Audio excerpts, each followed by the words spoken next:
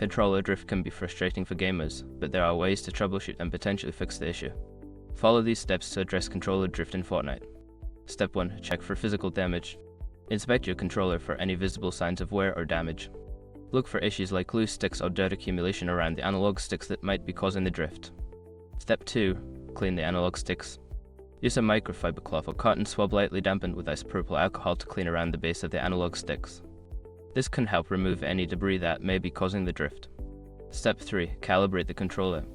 Access your console or PC settings to recalibrate the controller. Follow the on-screen instructions to ensure that the controller is properly aligned and functioning correctly. Step 4. Update controller firmware.